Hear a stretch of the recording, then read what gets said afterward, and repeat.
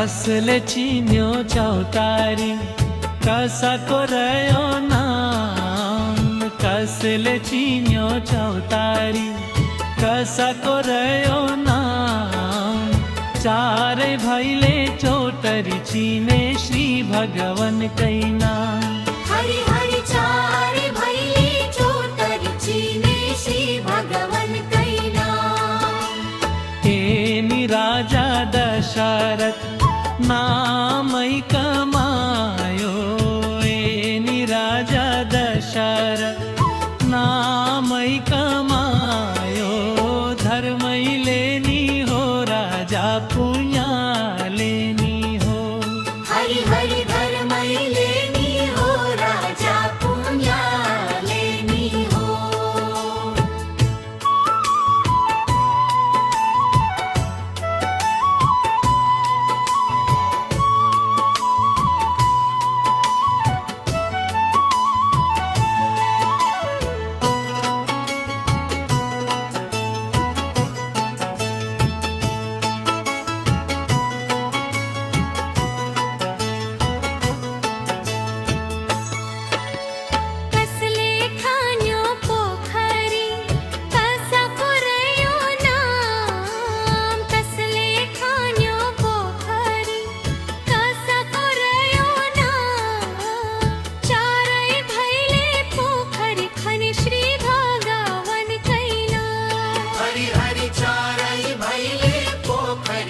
श्री भगवान कै नाम।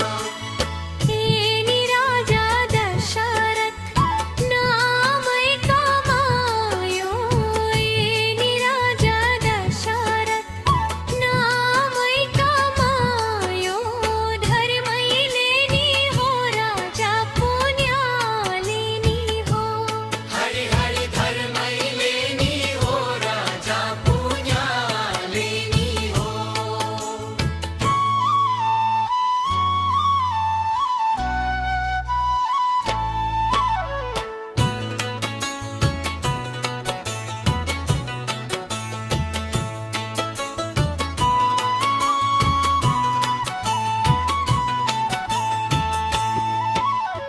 कसले खन्यो बाटो र घाटो कसको रह्यो नाम। कसले खन्यो बाटो र घाटो कसको रह्यो नाम।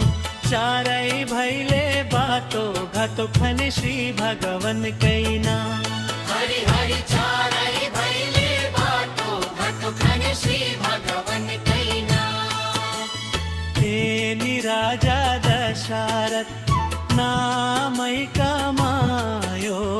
एनी राजा दशरथ नामै कमायो।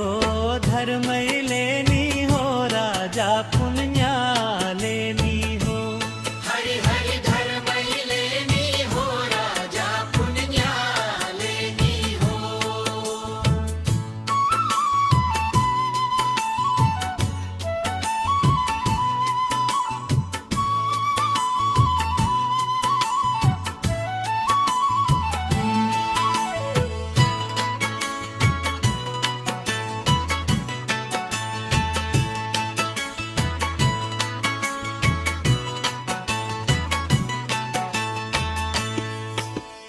कसले बनायो मथारा मन्दिर कसको रह्यो नाम। कसले बनायो मथारा मन्दिर कसको रह्यो नाम।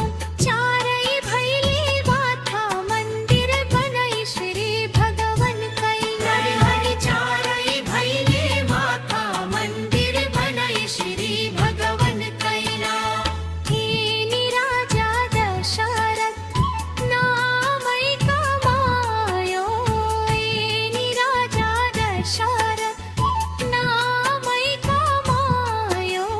धर्मैले नि हो राजा पुण्याले नि हो। हरि हरि धर्मैले नि हो राजा पुण्याले नि हो। है धर्मै